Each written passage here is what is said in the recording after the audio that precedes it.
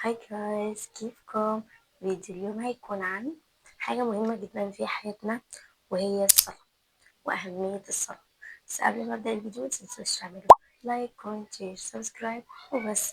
يلا نبدأ الفيديو. هاي أصدقائي، وحشتوني جدا جدا جدا. حبيت أتكلم عن الموضوع ده وهو الصلاة عشان مهم جدا جدا في حياتنا. بصوا، أنا عايزة أقول لكم حاجة كده في البداية. لو انتوا لما بتقابلوا حد عنده سلطة أو نفوذ أو هيقدر يعمل لكم حاجة أو يحقق لكم اللي نفسكم فيه،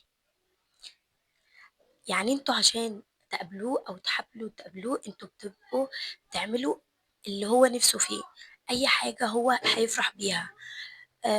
بتعملوا مجهود كبير جدا. فعشان بس شخص، طب تخيلوا بقى ربنا. قدام ربنا لازم تصلوا، عشان الصلاة عاملة زي السلاح، وربنا أمرنا بالصلاة. يعني انتوا بتقولوا من غير ما يقول لكم اصلا الشخص، بتحاولوا تدوروا على حاجة هو هيحبها او هيفرح بيها. انتوا بقى ربنا قايل لكم. وكمان ربنا مش شخص، ربنا حاجة كبيرة جدا جدا. صلاتكم سر نجاحكم. حاولوا اول ما تسمعوا الاذان سيبوا كل اللي في ايديكم وقوموا صلوا. لو باقي انتوا بتسمعوا فيديو وباقي دقيقة على الفيديو، دقيقة بتسمعوه، ما تكملوش. بجد والله بقول لكم بجد ما تكملهوش. يعني انتوا لو دلوقتي الاذان اذن وانتوا بتسمعوا الفيديو بتاعي ده، ما تكملوش. انا بقول لكم ما تكملوش. روحوا صلوا وبعدين كملوا اللي انتوا عايزينه. هي الصلاة مش هتاخد 5 دقايق، 10 دقايق،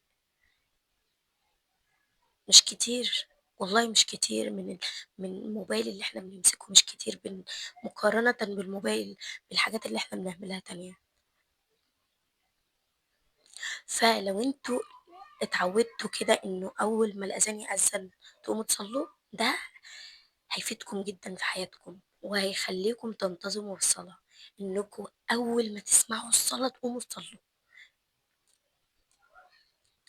ف وبرضه اقول لكم على حاجة، انتوا لو صليتوا مدة 40 يوم على بعض من غير ما تسيبوا ولا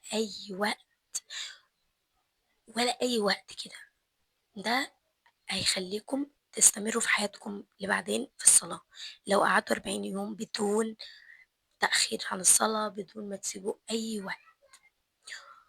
وفي دراسات أثبتت كده إن كنتوا لو صليتوا 40 يوم على بعضهم من غير تأخر هتتعودوا خلاص خلاص. واعملوا جدول، اعملوا جدول لمدة 40 يوم إنكم تصلوا وتشجعوا، يمكن هيشجعكم إن شاء الله. ولازم نظبط صلاتنا في الأجازة يا أصدقائي.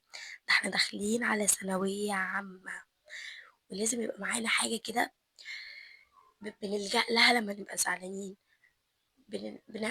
بنعمل فيه تكون ملجأنا الوحيد، تكون حاجة تحمينا، هي الصلاة طبعا.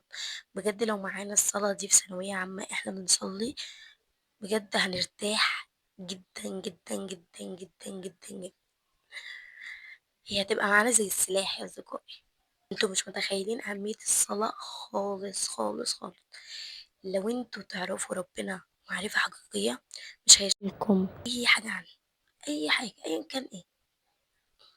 انا بقول الكلام ده ليكم وليا والله، عشان بجد احنا مقصرين جدا، وانا اولكم والله. انا برضه مقصره جدا، عشان كده انا حبيت اعمل الفيديو ده. عاوزين تظبطوا اي حاجه في حياتكم، ظبطوا صلاتكم، بعدها كل حاجه والله هتتظبط. وحاولوا تصلوا بهدوء، بسكينه. حاولوا تستمتعوا بالصلاه. يعني مش طول اليوم بتصلوا، هي بتكون 10 دقايق 10 دقايق 10 دقايق. فحاولوا تصلوا بهدوء، مش وخلاص، مش بسرعة. من ترك الصلاة كفر، فأصلح صلاتك تصلح حياتك. أنا عايزة أسأل سؤال اللي ما بيصلوش، لما انتوا بتكونوا زعلانين يا ترى بتعملوا ايه؟ بجد والله يعني أنا مش عارفة انتوا ازاي ما بتصلوش، بتعملوا ايه لما بتبقوا زعلانين؟ بجد يا ريت تصلوا، يا ريت تصلوا. دايما اللي مش بيصلوا دايما خايفين من المستقبل، خايفين يسيبوا حاجة حرام، دايما بيبقوا في حالة خوف. أما اللي بيصلوا عكس كده تماما، في هدوء، في سكينة. سايبين كل حاجة على الله وبرضه بيسعوا. والله الصلاة بتعالج الألم، كونوا من الساجدين. في حديث عن النبي عليه أفضل الصلاة والسلام كان بيقول إن أقرب ما يكون العبد من ربه وهو ساجد، فأكثروا فيه من الدعاء. يعني بيقول لكم إن انتوا لما بتكونوا قريبين جدا جدا من ربنا وانتوا ساجدين، وانتوا بتصلوا وساجدين، فأكثروا فيه من الدعاء. أي مشكلة عندكم افزعوا للصلاة، مش قوموا للصلاة، لأ افزعوا، زعلانين تعبانين أي حاجة افزعوا للصلاة، مبسوطين برضو صلوا صلوا صلوا. أنا عايزة أسألكم سؤال، هو إيه اللي بيفرق ما بين مسلم ومسيحي؟ إيه اللي بيفرق؟ الصلاة. أنا عارفة إن في حاجات كتيرة بتفرق ما بينهم، بس الأساس هو الصلاة. لو عاوزين تكلموا ربنا صلوا، ولو عاوزين ربنا يكلمكم اقرأوا كتابه القرآن الكريم.